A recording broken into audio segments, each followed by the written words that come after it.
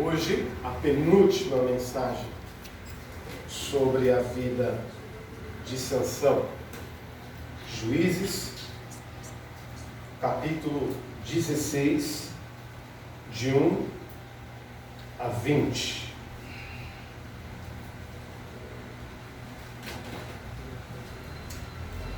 Olha o que diz o texto. Os irmãos encontraram? Amém. Olha o que diz o texto.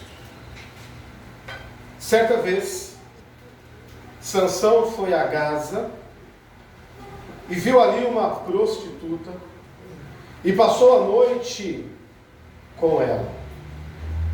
Disseram ao povo de Gaza: Sansão está aqui.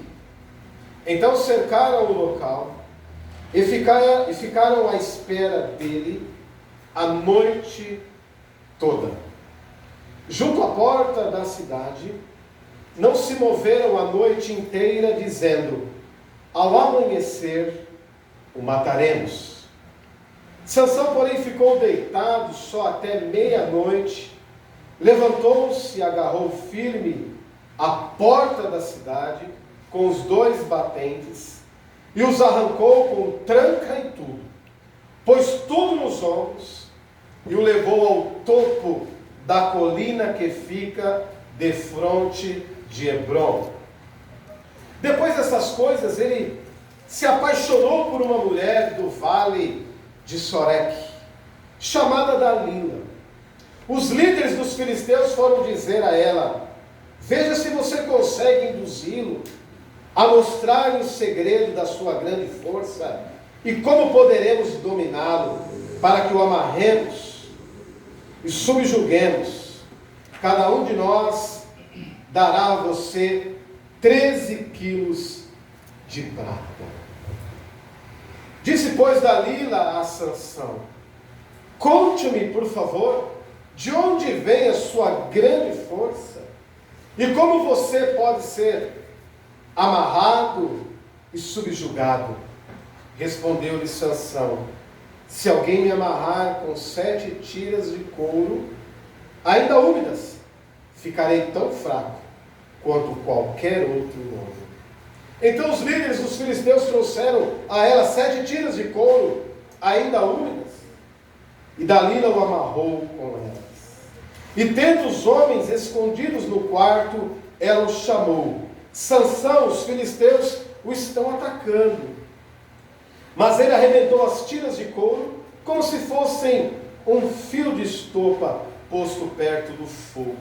Assim não se descobriu de onde vinha a sua força. Disse Dalila a Sansão: você me fez de boba, mentiu para mim. Agora me conte, por favor, como você pode ser amarrado? E ele disse: se me amarrarem firmemente com cordas que nunca tenham sido usadas, ficarei tão fraco quanto qualquer outro homem. Dalila amarrou com cordas novas. Depois, tendo homens escondidos no quarto, ela os chamou: Sansão, os filisteus o estão atacando. Mas ele arrebentou as cordas de seus braços como se fosse uma linha. Disse Dalila a Sansão: até agora você me fez de boba, mentiu para mim. Diga-me como pode ser amarrado. Ele respondeu: se você tecer um pano, as 7 tranças da minha cabeça, e o prender como a lançadeira, ficarei tão fraco quanto qualquer outro homem. Assim, enquanto ele dormia, Dalila teceu as 7 tranças da sua cabeça no pano, e o prendeu como uma lançadeira. Novamente ela o chamou: Sansão, os filisteus o estão atacando. Ele despertou do sono e arrancou a lançadeira e o tear com os fios. Então ela disse: como você pode dizer que me ama, se não confia em mim? Esta é a 3ª vez que você me faz de boba e não contou o segredo da sua força. Importunando o tempo todo, ela o cansava dia após dia, ficando ele a ponto de morrer. Por isso ele lhe contou o segredo: jamais se passou a navalha em minha cabeça. Disse ele: pois sou nazireu desde o ventre materno. Se fosse rapado o cabelo da minha cabeça, a minha força se afastaria de mim e eu ficaria tão fraco quanto qualquer homem. Quando Dalila viu que Sansão lhe tinha contado todo o segredo, enviou esta mensagem aos líderes dos filisteus: subam mais esta vez, pois ele me contou todo o segredo. Os líderes dos filisteus voltaram a ela levando a prata, fazendo-o dormir no seu colo. Ela chamou um homem para cortar as 7 tranças do cabelo dele, e assim começou a subjugá-lo, e a sua força o deixou. Então ela chamou: Sansão, os filisteus o estão atacando. Ele acordou do sono e pensou: sairei como antes e me livrarei. Mas não sabia que o Senhor tinha deixado. Triste, né, meus irmãos? Muito triste. Senhor nosso Deus, nosso Pai que estás nos céus, nós te agradecemos pela tua palavra, Senhor. Ó Deus, a tua palavra nesse momento, ela nos ensina que nós devemos a cada dia estarmos, ó Pai, atentos, prontos, ó Pai, que teu Espírito, ó Pai, possa estar sobre as nossas vidas, ó Pai, e que não sejamos enganados, ó Deus, pelos homens, mas que possamos olhar para o Senhor, ó Pai. Que a vida de Sansão possa ser um exemplo para cada um de nós, para que tenhamos êxito nas nossas vidas espiritual. Nos ajuda a cada dia, em nome de Jesus. Amém.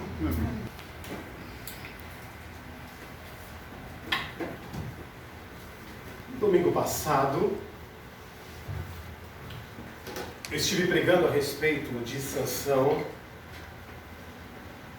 e uma das coisas que marcou de fato a minha vida sobre a vida de Sansão no domingo passado, no capítulo 15, foi que Sansão era alguém solitário. Sansão era alguém que não tinha amigos. Sansão era alguém que não tinha conselheiros. Sansão era alguém que não gostava de dividir as suas fraquezas com ninguém.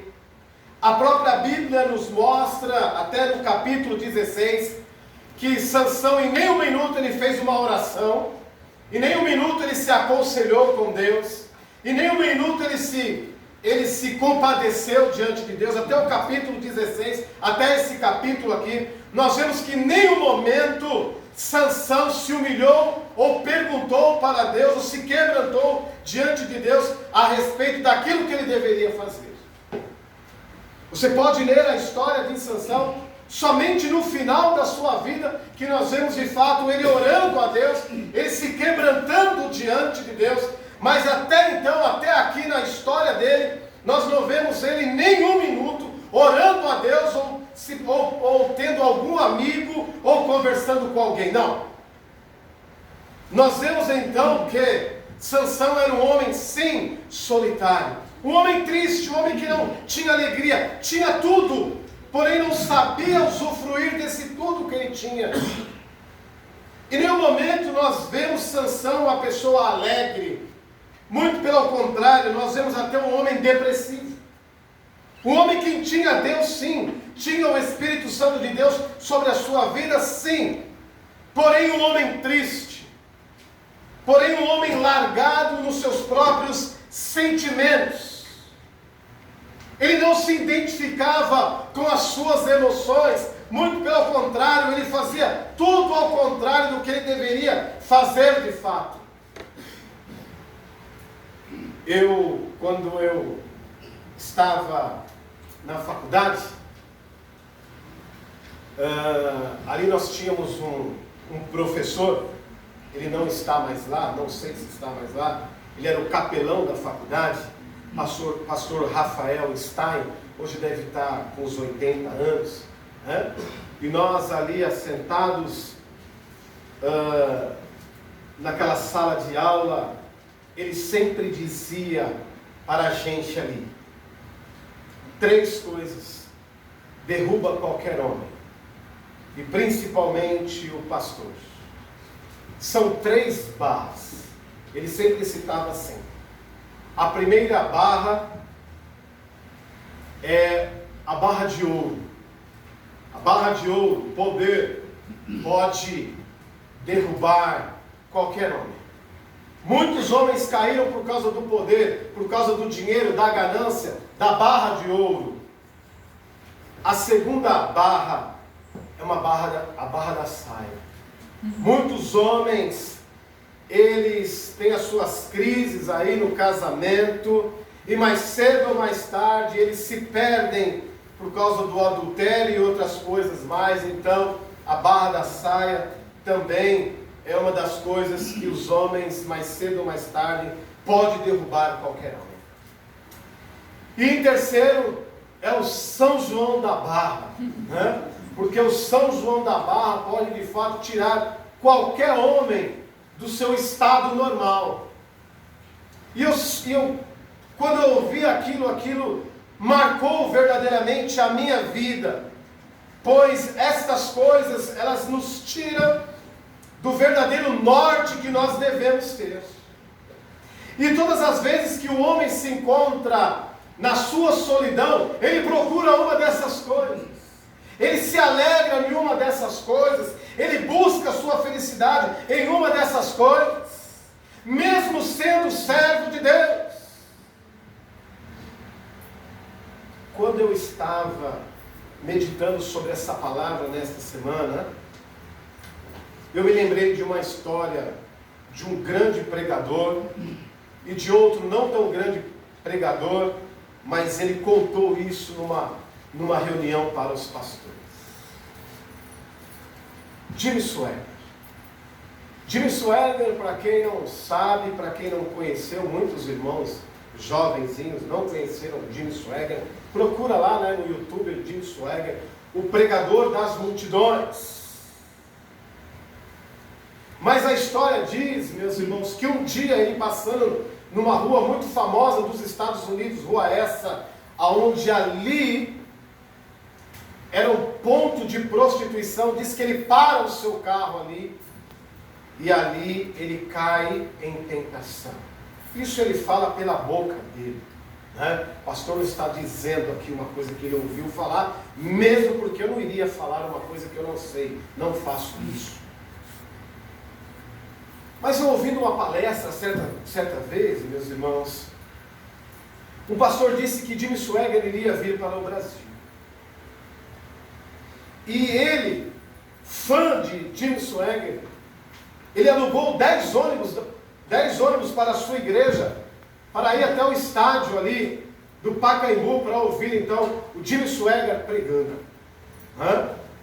E ali ele disse que quando ele estava ali no Pacaembu vendo Jim Swaggart pregando, ele disse que via Jim Swaggart tão longe, meus irmãos, do tamanho de uma formiga, de tanta gente, de tanta multidão, para ver Jim Swaggart pregando.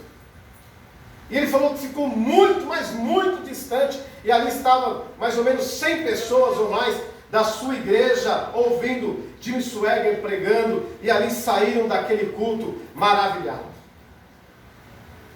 Mas ele disse que um dia estava também numa reunião de pastores do estado de São Paulo. E ele estava presente nesta reunião.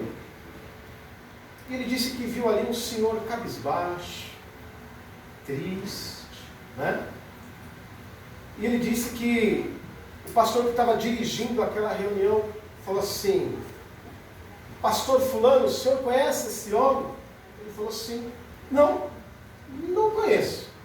Então você vai estar orando, porque hoje à noite é ele que vai trazer a mensagem para os pastores aqui. Então se você não lembra dele, esse é o Jim sou eu. E quando ele olhou, meus irmãos, aquele homem cabisbaixo ali, começou a orar, ele imaginou um dia, que viu aquele homem do tamanho de uma formiga, de tanta gente, de tantas pessoas, que até mesmo idolatravam, de tão grande pregador que ele era. E agora, naquele momento, ele orando pelo homem aparentemente destruído. Eu pergunto para você, nesta noite, a vida, sem dúvida nenhuma, é feita ou não é feita de altos e baixos? Por isso, meus irmãos, quando você estiver lá em cima, você nunca esqueça que um dia você esteve embaixo, que você esteve no meio. Quando você estiver no apogeu da sua vida financeira, ou seja lá qual for, que você nunca possa pisar em ninguém, que você nunca possa machucar alguém. Quando você tiver uma conquista, quando Deus der uma conquista para você, que você possa sempre lembrar que quem te deu foi Deus, não foi pelos seus méritos, nem pelas suas forças, mas pela misericórdia de Deus, porque nós não somos absolutamente nada e ninguém. E nós vemos que Sansão, então, nesta noite, ele, pela força que Deus tinha lhe dado, ele triste, ele magoado, ele chateado, ele dorme ali em Gaza, ele conhece ali uma prostituta, ele acorda, e a palavra de Deus diz que ele arranca os portões da cidade de Gaza, e leva até o cume do monte nos seus próprios ombros. Eu fico imaginando o tamanho daqueles portões. E ele faz isso. Mas o seu coração já estava totalmente perdido. O seu coração estava totalmente já displicente, longe de Deus. Ele não podia, meus irmãos, tocar ali nas mulheres, das filisteias. Ele não podia. E a grande realidade é que isso é quase um padrão. Tudo que começa errado, ele tende a dar errado mesmo, não tem como. E ele comete um erro após o outro, mas mesmo assim Deus estava com ele, mesmo assim Deus não abandonou ele em nem um minuto, mas em todas as circunstâncias Deus deu para ele oportunidade dele mudar o curso da vida dele. Eu tenho a chance de mudar o curso da minha vida. Você tem a chance de mudar o curso da sua vida. Basta que nós nos entreguemos a Deus. Basta que nós confiemos em Deus. Um dia eu ouvi a pior expressão que alguém pode ouvir. Uma pessoa já estava toda no pecado, com a vida toda destruída. Ela disse assim: olha, pastor, já que eu estou no inferno, eu vou abraçar o diabo. E as pessoas têm feito das suas vidas isso mesmo. Parece que tudo está acabando, que tudo está se rompendo, então não vamos crer em Deus. Meus irmãos, eu tenho conversado com meus amigos pastores, tenho perguntado para eles como está a igreja, como estão as ovelhas. Meus irmãos, essa pandemia tem sido terrível, porque aquelas pessoas que a fé já balançava, já foram embora. A palavra de Deus diz que no final dos tempos, a apostasia seria muito grande. E a pandemia tem sido talvez a provocadora dessa frieza que nós estamos vivendo. Eu louvo a Deus pela vida dos irmãos que estão aqui, por outros que não puderam estar aqui, mas estão com seus corações aqui. E nós vemos que o coração de Sansão já estava longe, ele estava totalmente perturbado, e ele entrega aquilo de mais precioso que ele tinha na sua vida, aquela sua vida. Ele se entrega, além de se entregar a uma filisteia, ele se entrega a uma prostituta. O apóstolo Paulo diz que aquele que se deita com uma prostituta se faz corpo com ela. Então significa que você, marido, ou você, esposa, se você se deita com uma prostituta, você se faz marido dela, você se faz esposa dela.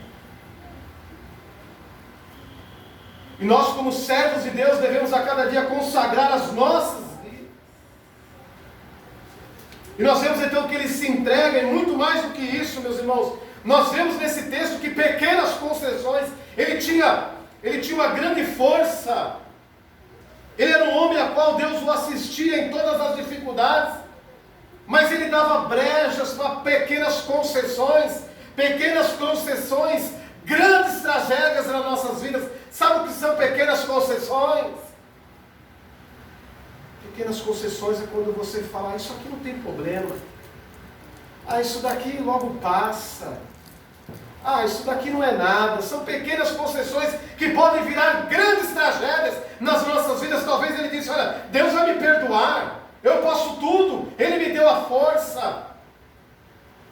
E ali ele começa a agir com pequenas concessões. Muitas vezes nas nossas vidas nós deixamos que essas pequenas brechas entrem nas nossas vidas. É só hoje. É só amanhã. É só essa semana. Eu vou parar, eu tenho certeza que eu vou conseguir parar. Não para, meus irmãos. Às vezes nós abrimos pequenas concessões nas nossas vidas e grandes tragédias vêm mesmo. Não podemos abrir pequenas concessões. E ele começa a brincar com o pecado não se brinca. Uma hora ele diz que é cordas novas, outra hora ele diz que são panos, outra hora ele diz que é isso, que é aquilo. Ele fica brincando com o pecado. Não devemos brincar com o pecado. Muitas vezes nós achamos que somos fortes o bastante para conseguirmos aí vencer qualquer coisa. Não é bem assim, não. Com o pecado não se brinca. Não devemos brincar com o pecado. Não devemos abrir pequenas concessões, brechas, porque certamente as tragédias virão sobre as nossas vidas. E ele, com aquela força descomunal, ele brincava ali com Dalila sobre aquilo que era de mais sagrado, era aquilo que Deus tinha dado para ele, porque ele era um nazireu de Deus. Ele brincou com as coisas sagradas de Deus. E muitas pessoas têm brincado com as coisas sagradas de Deus. Não brinque com as coisas de Deus.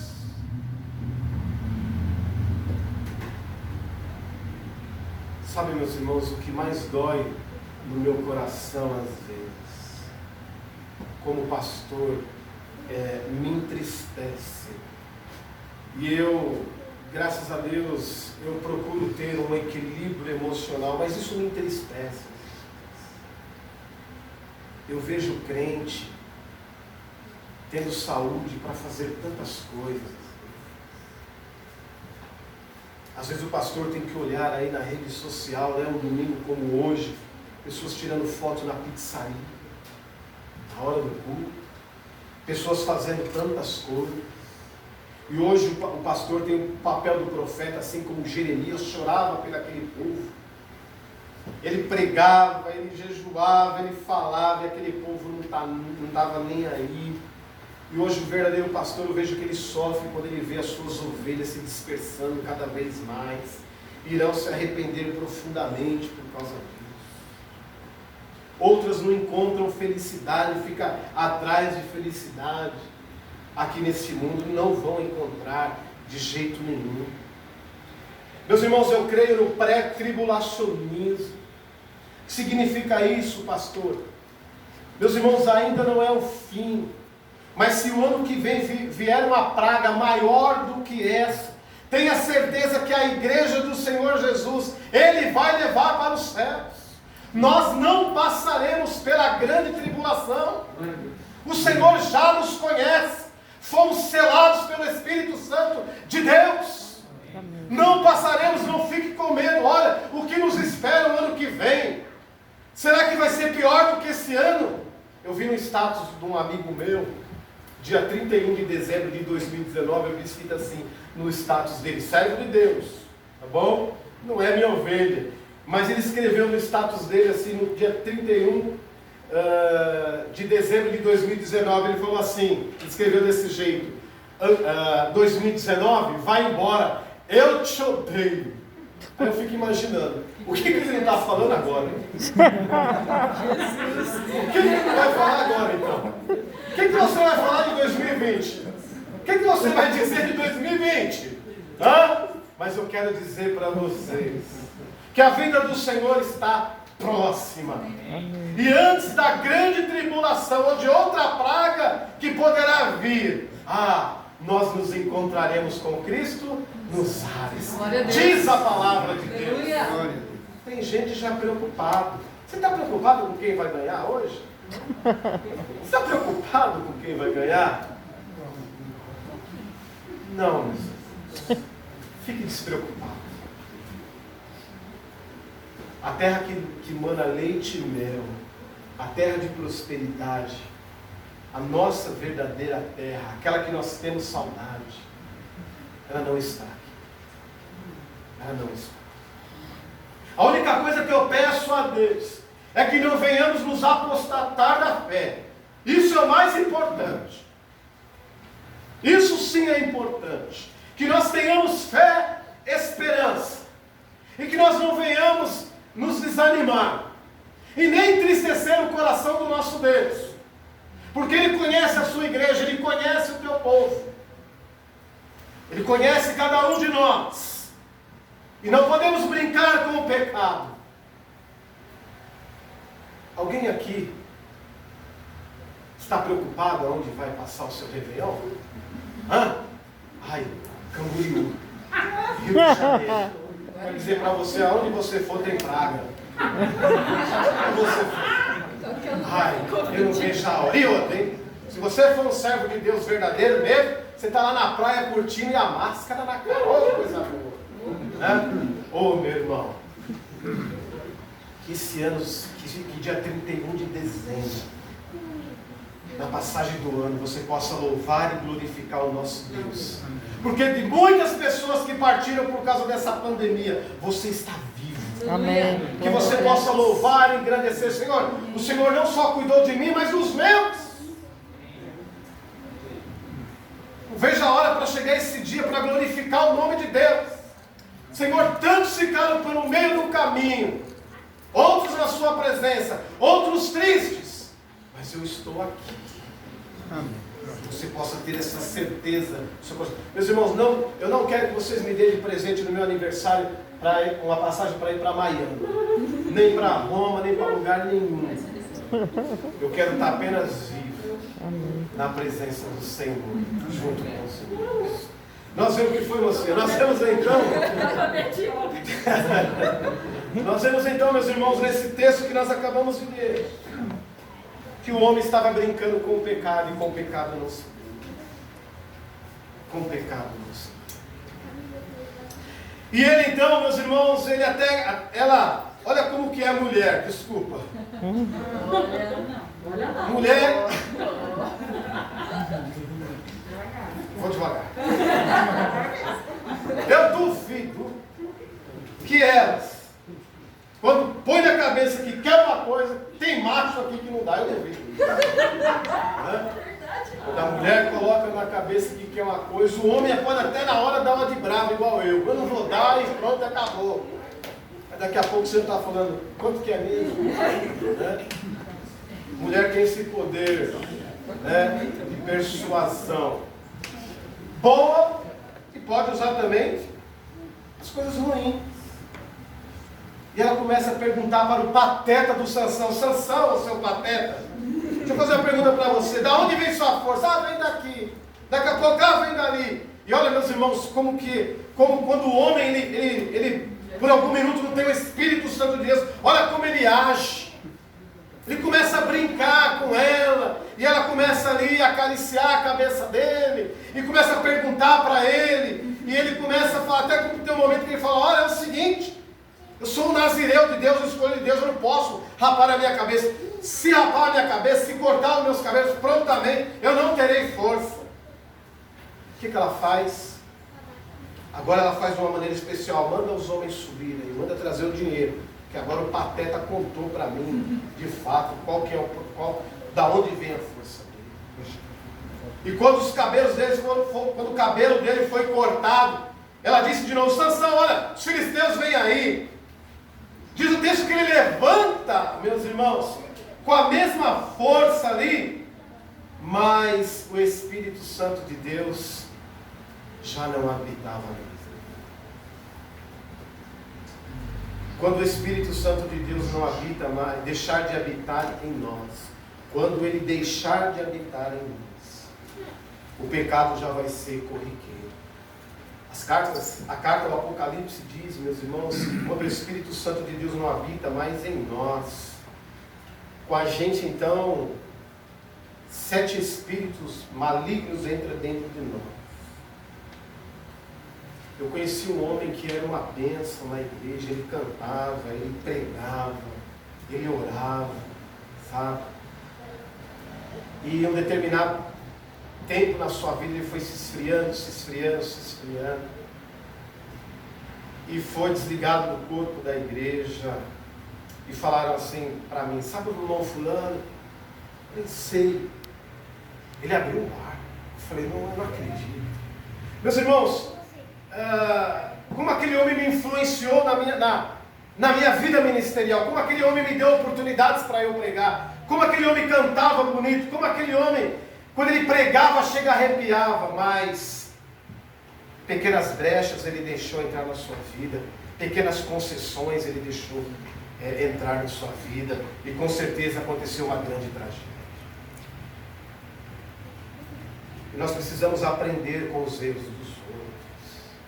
Então aquele homem, ele começou a beber, começou a fumar, aquele homem dono de bar, aquele homem já estava no 3º casamento, e um dia, aí já pastor, eu estava num velório lá na Vila Alpina, e naquele velório nós nos encontramos, né? E ele, quando me viu, ele falou: é você, Edson? Eu falei: sou eu mesmo. E ele começou, me abraçou, chorou. E outro irmão que estava do meu lado falou assim: olha, Edson não, agora é o pastor Edson. E ele começou, você lembra? E começou a cantar Sem Ovelhas, começou a cantar uns hinos ali, começou a louvar a Deus, e o cigarrão, no maço de cigarro no bolso. E eu falei: meu Deus. E tentou já voltar para o Evangelho, mas não conseguiu ainda. Não tem forças para voltar novamente. Pequenas concessões, grandes tragédias. O pecado não ficou para nós brincarmos. O pecado não ficou para abrirmos concessões. O pecado não ficou para abrirmos brechas. Quando a gente deixa de vir um domingo na igreja, dá vontade de não vir o outro, dá vontade de não vir o outro também. Isso é do ser humano mesmo. Mas contudo que nós possamos, meus irmãos,